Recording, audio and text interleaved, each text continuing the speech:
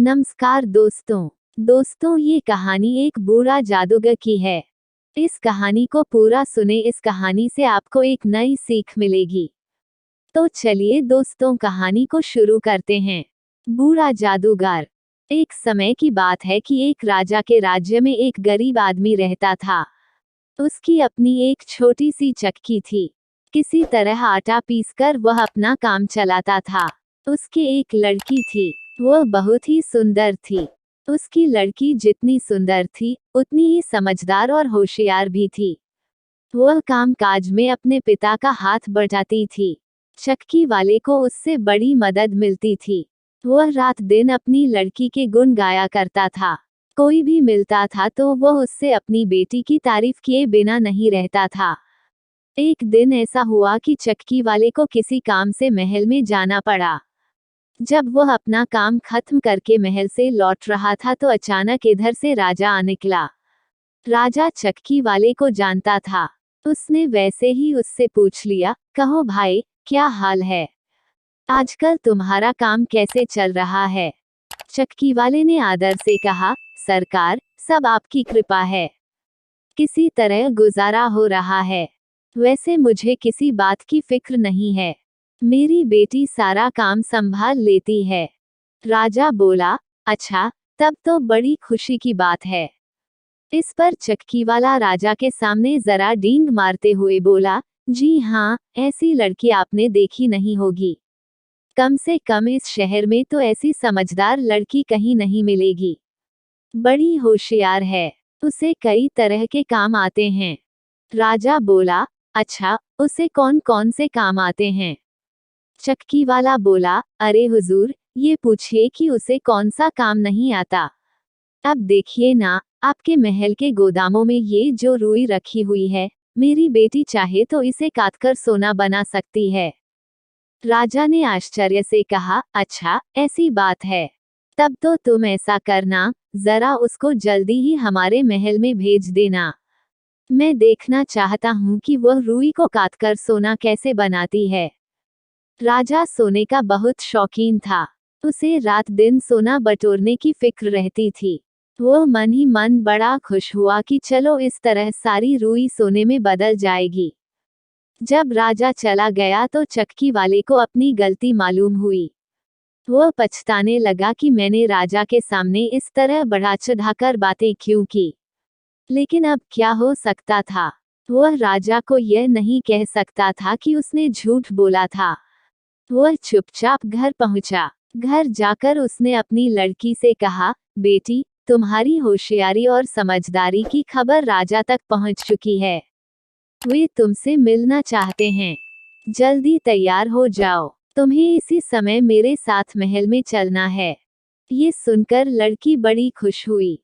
थोड़ी देर में वह सज-धज कर महल में जाने के लिए तैयार हो गई। चक्की वाला अपनी लड़की को लेकर राजा के पास पहुंचा। राजा फौरन लड़की को उस बड़े से गोदाम में ले गया, जहां रुई भरी हुई थी। राजा ने लड़की के लिए एक चरखा मंगवा दिया और कहा, लो, ये चरखा है। यहाँ बैठो, इससे रुई काटकर मेरे लिए सोना बना डालो। तुम्हारे पिता ने मुझे बताया है कि तुम रुई को काटकर सोना बना सकती हो। मैं कल सुबह आकर देखूंगा कि तुमने क्या काम किया है। अगर तुमने सोना नहीं बनाया तो मैं तुम्हारी गर्दन कटवा दूंगा। ये कहकर राजा वापस महल में लौट गया। बेचारी लड़की, उसकी तो समझ में ही नहीं आया कि क्या हो गया। वह तो बड़ी खुशी खुशी अपने पिता के साथ महल में आई थी। उसने सोचा था कि राजा जी उसकी तारीफ करेंगे और उसे इनाम देंगे। यहाँ तो बात ही उल्टी हो गई। उसने कभी सपने में भी नहीं सुना था कि रुई को काटकर सोना बनाया जा सकता है, और अब राजा ने उसको ऐसा ही करने का हुक्म दिया था। वो फूट फूट कर रोने लगी और अपनी तकदीर को कोसने लगी। धीरे धीरे शाम हो गई। लड़की हाथों से अपना मुंह छिपाए रोती रही। आंसुओं से जमीन गीली हो गई। उस बड़े से गोदाम में वह अकेली बैठी रो रही थी। वहां उसे मनाने वाला कोई नहीं था। अचानक थोड़ी देर बाद गोदाम का दरवाजा कुछ चरमराया। लड़की ने आवाज सुनकर सिर उठाया तो देखा कि एक दुबला पतला नाटा और बहुत भद्दा सा बूढ़ा लंगड़ाता हुआ उसकी ओर आ रहा है। लड़की ने समझा कि राजा का कोई बूढ़ा नौकर है और उसे रोते हुए देखकर उसे मनाने के लिए यहाँ आ गया है। बूढ़े ने पास आकर कहा, बेटी, तुम क्यों रो रही हो? इस तरह रो रोकर तो तुम अपनी आंखें ही फोड़ लोगी। मुझे बताओ, क्या बात है? मैं तुम्हारी मदद करूंगा। लड़की सिसकते हुए बोली, बाबा, क्या बताऊं? मेरी तो तकदीर ही फूट गई। राजा ने कहा है कि मैं इस सारी रुई को काटकर इसका सोना बना दूं। अगर कल सुबह तक मैंने ये काम खत्म नहीं किया तो वह मेरा सिर कटवा देगा। मेरी समझ में नहीं आ रहा है कि मैं कैसे ये काम करूं।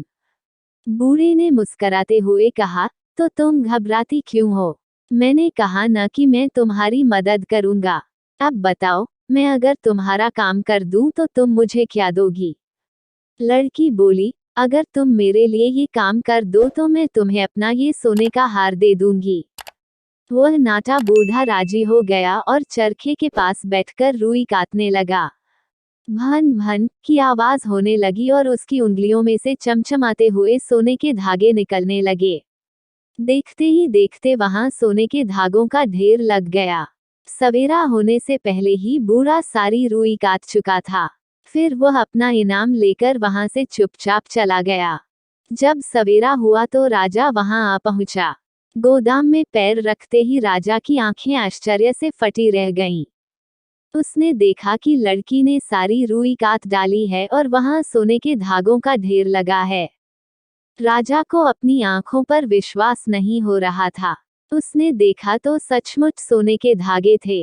राजा बड़ा खुश हुआ, लेकिन साथ ही उसके मन में लालच हो आया। वह लड़की को रुई के दूसरे गोदाम में ले गया और वहां उसे बंद करते हुए बोला, तुम यहाँ बैठो। तुम्हारे खाने पीने के लिए मैं बहुत अच्छी अच्छी चीजें भिजवाता हूँ। मैं तुम्हारे काम से बहुत खुश हूँ, लेकिन आज तुम्हें इस गोदाम की रुई काटनी पड़ेगी। कल फिर मैं सुबह आऊंगा और देखूंगा। अगर काम पूरा नहीं होगा तो तुम्हें फांसी दे दी जाएगी। ये कहकर राजा वहां से चला गया।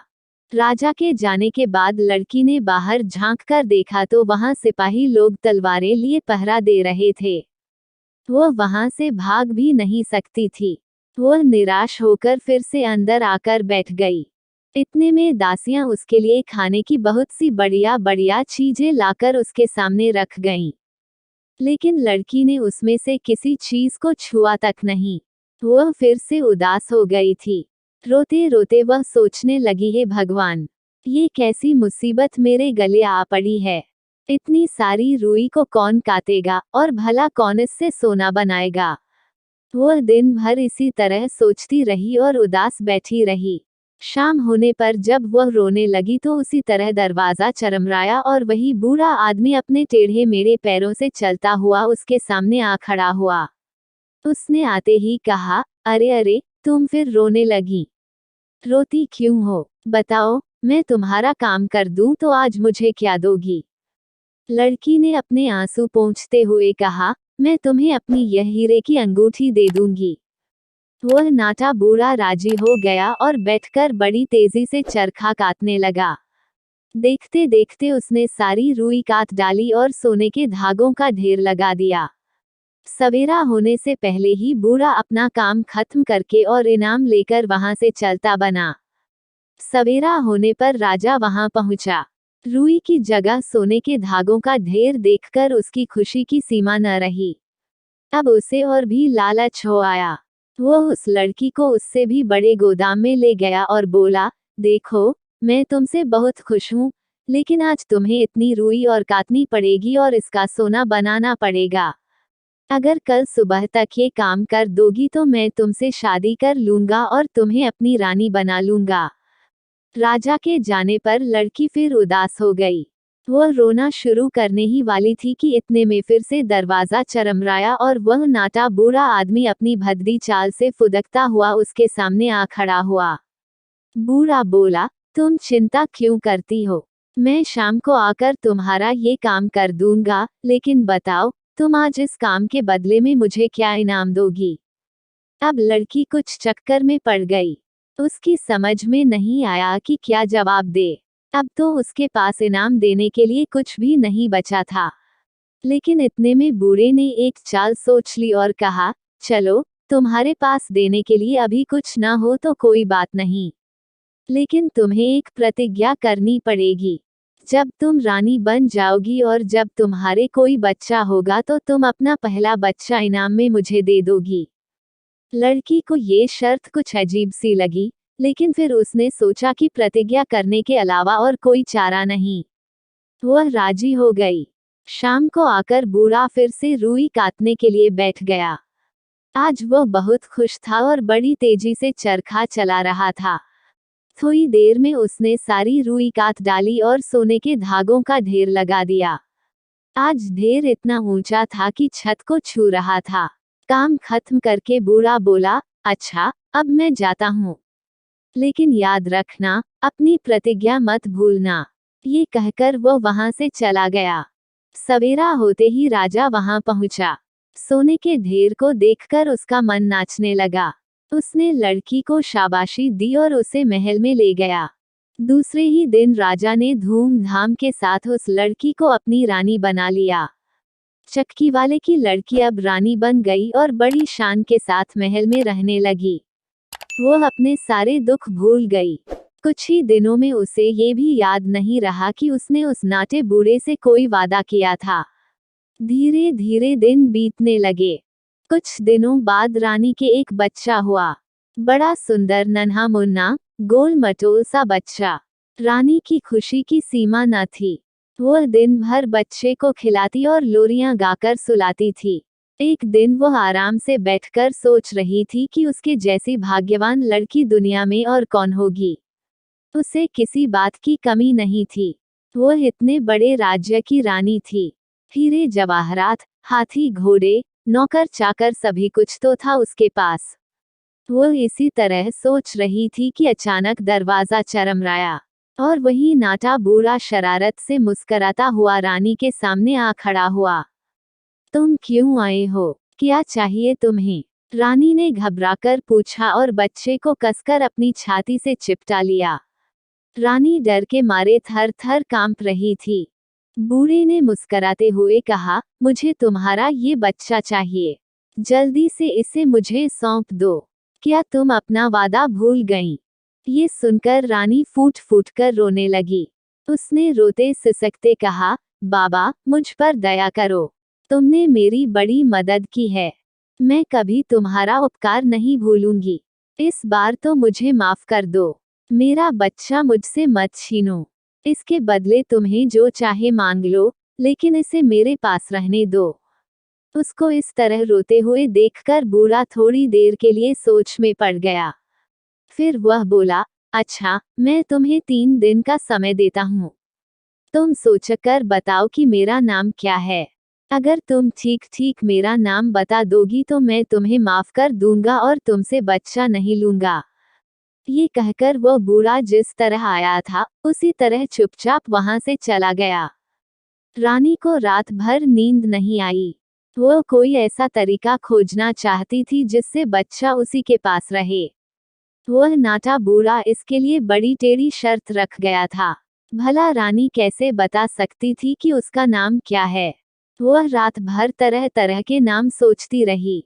उसने वे सारे ही नाम याद कर डाले जो अब तक उसने सुने थे। सुबह जब बूढ़ा आया तो वह एक एक करके नाम गिनाने लगी, लेकिन हर नाम पर बूढ़ा इनकार कर देता था। वह मुस्कराकर कहता था, नहीं, यह मेरा नाम नहीं है। दूसरे दिन रानी ने अपने कई नौकरों को शहर में इधर उधर दौड़ाया और उनसे तरह तरह के अजीब से नाम ढूंढ कर लाने के लिए कहा। दूसरे दिन जब वह बूढ़ा आया तो रानी उसे फिर नाम गिनाने लगी। आज उसने बहुत टेढ़े मेढ़े और अजीब से नाम सुनाए, जैसे कुबड़ा, एचकताना, डेटिंगा, वगैरह वगैरह। रानी ने सोचा कि इस तरह बूढ़ा चिढ़ जाएगा और अपना असली नाम बता देगा। लेकिन वह शरारत से मुस्कराते हुए बोला, नहीं नहीं, इनमें से एक भी मेरा नाम नहीं है। मैं जाता हूँ। कल जरूर मेरा नाम ठीक ठीक बता देना, वरना मैं तुम्हारा बच्चा ले जाऊंगा। रानी की समझ में नहीं आ रहा था कि क्या करे। दुनिया भर के अच्छे और बुरे नाम वो उसको सुना चुकी थी। बूढ़े का असली नाम क्या हो सकता है, इस संबंध में उसका दिमाग ही काम नहीं कर रहा था। उसने बहुत सोचा और अंत में हार मान ली। उसने तय किया कि अब वह अपने वादे के अनुसार बूढ़े को अपना बच्चा सौंप देगी। इसके अलावा और कोई चारा नहीं था। वह इस तरह उदास बैठी हुई थी कि अचानक उसका एक नौकर दौड़ता हुआ उसके पास आया। वह भी उसके लिए नए से नए नाम खोजने के लिए गया था। उसने आकर कहा, रानी जी, नाम तो मुझे कोई नहीं मिला, लेकिन मैं आपको एक बात बताने आया हूँ। मैं नए नामों की खोज में दूर गांवों में गया था। लौटते वक्त पहाड़ के पास ही घने जंगल में मैं रास्ता भूल गया। जंगल में भटकते भटकते मैं ऐसी घनी झाड़ियों में पहुंचा, जिनमें से कोई जंगली जानवर भी नहीं निकल सकता था। वहां मैंने एक अजीब से नाटे बूढ़े को अपने लंगड़े पैरों पे नाचते हुए देखा। उसने एक झाड़ी के पास अपने लिए एक छोटी सी कुटिया बना रखी थी। उस कुटिया के सामने उसका चूल्हा जल रहा था और वहां वह नाच रहा था। उसने अपने सिर पर ताजी सेकी हुई कुछ बड़ी छोटी रोटियां एक तसले में ले रखी थीं। जब वह नाचता था तो रोटियां तसले से नीचे गिरने को हो आती थीं, लेकिन एक भी रोटी गिरी नहीं। वह मगन होकर नाच रहा था और खुशी से गाना गा रहा था। उसके गाने का मतलब था, आज मैंने बढ़िया खाना बनाया है और मैं भरपेट खाऊंगा। कल तो मुझे रानी का बच्चा लेने जाना है ही। बच्चा मुझे मिल ही जाएगा, क्योंकि रानी को पता ही नहीं है और न कभी पता चलेगा कि मेरा नाम है रम्पलस्टिल्टस्किन। ये सुनकर रानी खुशी से नाच उठी। उसे अब विश्वास हो गया था कि जंगल में नाचने वाला बूढ़ा वही था और यही उसका असली नाम है। उसने 2-3 बार रटकर यह नाम अच्छी तरह याद कर लिया और फिर नौकर को इनाम देकर वहां से विदा कर दिया। दूसरे दिन सवेरे वह नाटा बूढ़ा उसी तरह फुदकता हुआ उसके कमरे में आ पहुंचा। आज वह बहुत खुश था। वह बच्चे को अपने घर ले जाने के लिए एक खूबसूरत सा कंबल भी अपने साथ लाया था। कमरे में आते ही उसने उस छोटे से कंबल को रानी के सामने बिछा दिया और फिर रानी से कहा, हाँ, तो बताओ, मेरा असली नाम क्या है?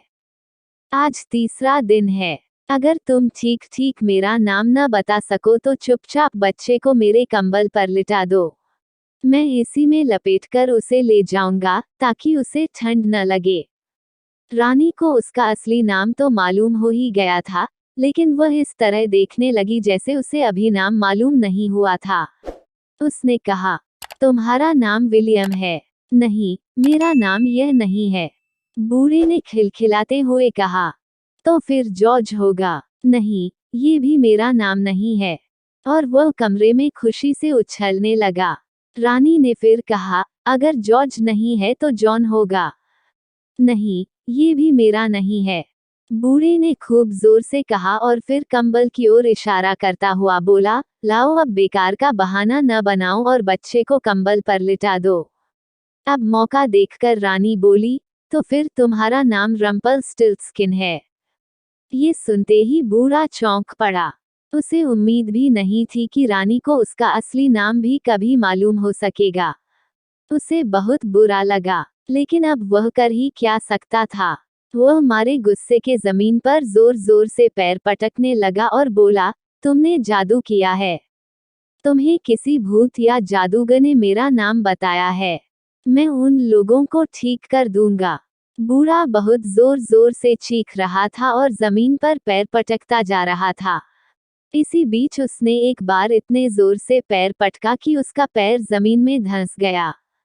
बड़ी मुश्किल से जोर लगाकर बूढ़े ने अपना पैर जमीन में से बाहर निकाला। उसे बहुत चोट आई थी।